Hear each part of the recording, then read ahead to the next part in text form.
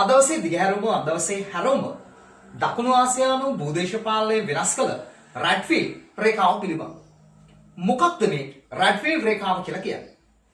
1947 අගෝස්තු මාසයේ වන විට බ්‍රිතාන්‍යයන්ගේ යටත් විජිත කරණයේදී ඉන්දියාවට සිදු වූ දැවැන්තම රාජ්‍ය බෙදී යාම තමයි ඉන්දු පාකිස්තාන බෙදී යාම.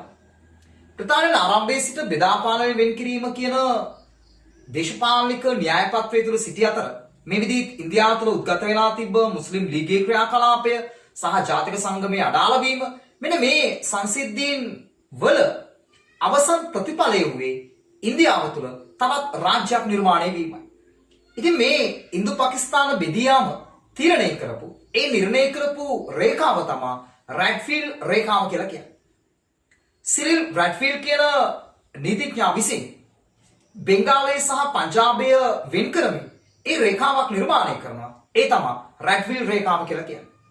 මේ රේඛාවෙන් නිර්මාණය වෙන රාජ්‍යයන් දෙක මේ මානව ඉතිහාසය තුළ බලපෑවේ කෙසේද කියන කාරණාව ඇතුලේ ඒ තමයි ලොව සිදු වූ දරුණුතම ජන සංක්‍රමණය. මිලියන 14ක 15ක ජනතාව සිය උපන් ගම්බිම් අතහැරලා සිය ජාතිකත්වයේ සිය ආගමික අරමුණ වෙනුවෙන් ප්‍රදේශයන්ට සංක්‍රමණය වෙනවා. ඒ හුදෙක් මානව ඉතිහාසය තුළ සිදු වූ ක්‍රූරතම ජන සංක්‍රමණයේ වී අවසන්.